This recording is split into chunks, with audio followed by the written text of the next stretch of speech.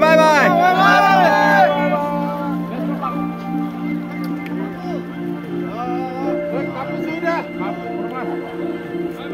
Bye bye.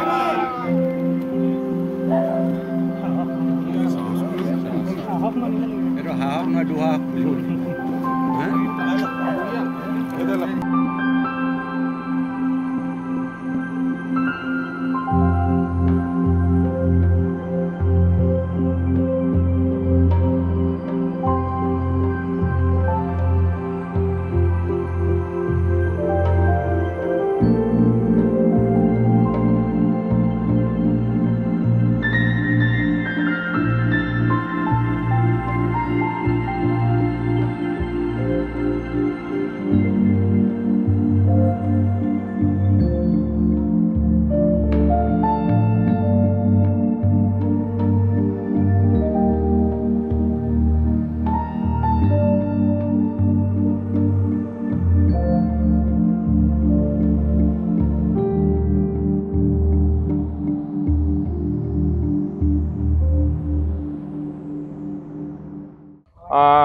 আমাৰ অসমৰ নদী পৰ্যটনত কাম কৰি থকা আমাৰ এগৰাকী বিশেষ পৰ্যটন কৰ্মী ধীৰাজ বিকাশ গগৈৰ নেতৃত্বত আজিৰ পৰা ডিব্ৰুগড় বগীবিলৰ পৰা এক 13 দিনীয়া ৰোমাঞ্চকৰ যাত্ৰাৰে ব্ৰহ্মপুত্ৰৰ মুক্ত প্লাষ্টিক এই মহান উদ্দেশ্য আগত ৰাখি যাত্ৰা আৰম্ভ কৰিছে আৰু এই যাত্ৰাত প্ৰায় কেইবা হাজাৰ প্লাষ্টিকৰ বটলেৰে এখন নিৰ্মিত নাও আৰু সাধাৰণতে আমি যাত্ৰা বুলি কোৱাৰ লগে লগে বিভিন্ন আমি কাঠেৰে নিৰ্মিত নাও বা অন্যান্য এটা ৰিভাৰ ক্ৰুজৰ যিটো ব্যৱস্থা কৰা হয় কিন্তু এইখন দেখিছোঁ আমি এখন প্লাষ্টিকৰে এটা নতুন চিন্তাৰে নতুন উদ্যমেৰে নতুন এটা আগত ৰাখি আমাৰ ধীৰাজ বিকাশৰ নেতৃত্বত এই 4জনীয়া যুৱকৰ দলে এই যাত্ৰা আৰম্ভ কৰিছে এক মহান উদ্দেশ্য আগত ৰাখি মই আমি শুভেচ্ছা জনাবৰ বাবে আহিছোঁ ধীৰাজ বিকাশজীৰ 13 দিনীয়া ৰোমাঞ্চকৰী যাত্ৰা এই যাত্ৰাটো দেখাই মহান উদ্দেশ্য জাগা দেখিছে প্লাষ্টিক মুক্ত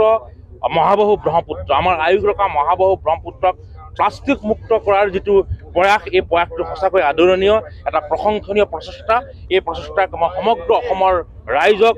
পৰিৱেশ কৰ্মীক ব্ৰহ্মপুত্ৰ নদীখনক আৱৰ্জন মুক্ত আমাৰ প্লাষ্টিক মুক্ত কৰিবৰ কাৰণে তেখেতক মই আদৰণি জনাবৰ কাৰণে মই আহ্বান 13 দিনীয়া এই যাত্ৰা মই ডিব্ৰুগড়ৰ পৰা গুৱাহাটীলৈকে কৰিম আৰু প্লাষ্টিক মুক্ত ব্ৰহ্মপুত্ৰ যিটো মোৰ প্ৰয়াস সেইটো মই আগলৈও কৰি যাবলৈ মোক এটা সাহস দিয়ে সেই কামনা কৰিছোঁ আৰু ব্ৰহ্মপুত্ৰখন মোৰ কাৰণে ঘৰ যিহেতু মই 19 চনৰ পৰা ৰিভাৰ টুৰিজিমৰ লগত জড়িত আৰু